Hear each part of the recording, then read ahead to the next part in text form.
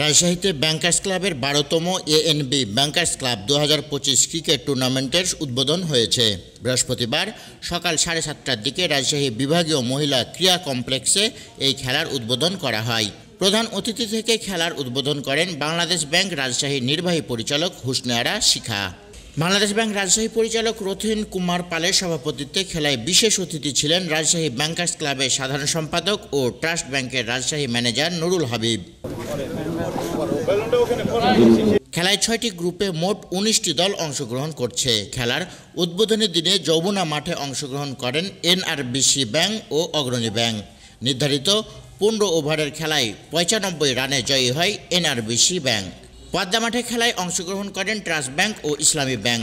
প্রথমে ব্যাট করতে নেমে 15 ওভারে 3 উইকেট হারিয়ে মোট 223 রান সংগ্রহ করে ট্রাস্ট ব্যাংক। জয়ের লক্ষ্যে ব্যাট করতে নেমে 15 ওভারে 5 উইকেট হারিয়ে 212 রান করতে সক্ষম হয় ইসলামী ব্যাংক। এতে 11 রানে জয়ী হয় ট্রাস্ট ব্যাংক। অপরদিকে মেঘনা মাঠে বাংলাদেশ ব্যাংকের বিপক্ষে খেলে 7 উইকেটে জয়ী পায় সোনালী ব্যাংক।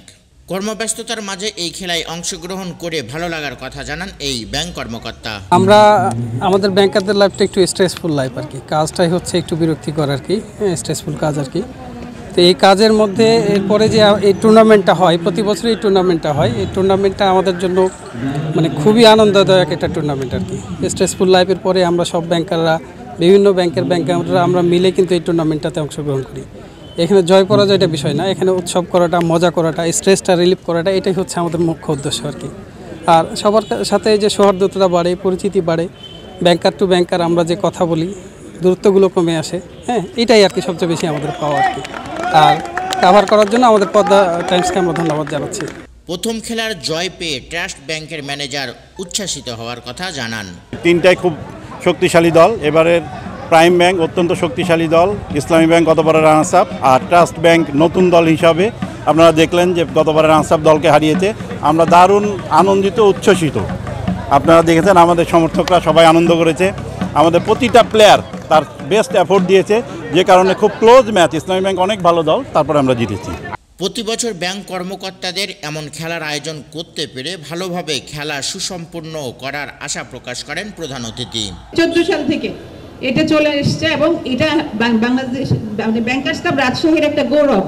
আপনারা প্রতি বছর এই টুর্নামেন্টটি আয়োজন করেন। এর মাধ্যমে শুধু যে আপনারা জার্সি গায়ে খেলেন তা কিন্তু না, আপনাদের মধ্যে একটা ভীষণ রকমের নেটওয়ার্ক গড়ে ওঠে, আপনাদের মধ্যে আন্তরিকতাপূর্ণ, হৃদ্যতাপূর্ণ একটা সম্পর্ক গড়ে ওঠে। এক প্রতিষ্ঠানের ব্যাংকাররা আরেক প্রতিষ্ঠানের ব্যাংকারদের সাথে চমৎকার করে মেশার এবং মত বিনিময়ের সুযোগ পান। তো আমি মনে করি এটাই সবচেয়ে বড়। আপনার আজকে খেলায় কে জয়লাভ করলো, কে ট্রফি নিয়ে গেল, এগুলো কিন্তু খুব বড় বিষয় না। আপনি দেখেন কেউ কিন্তু মনে রাখে নাই যে কে কত ট্রফি নিয়ে গেল, কিন্তু আপনারা যে অংশগ্রহণ করছেন এবং সুন্দরভাবে সুশৃঙ্খলভাবে প্রত্যেকের সাথে সেই অংশগ্রহণের মাধ্যমে আপনার যে অর্জিত অভিজ্ঞতা, এটা কিন্তু আপনাদের মধ্যে থেকে যাবে। নিজেদের মধ্যে সৌহার্দ্য ও সম্প্রীতি বজায় রাখতে এমন খেলা প্রতি বছর চালিয়ে যাওয়ার কথা জানান ব্যাংকার্স ক্লাবের পরিচালনা পর্ষদ।